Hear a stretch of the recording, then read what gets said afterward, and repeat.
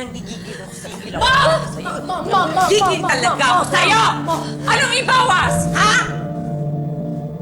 Paano yung pagkain? Paano yung selebrasyon? Paano na lang yung relasyon ko sa mga palma? Yung perfect image ng anak ko.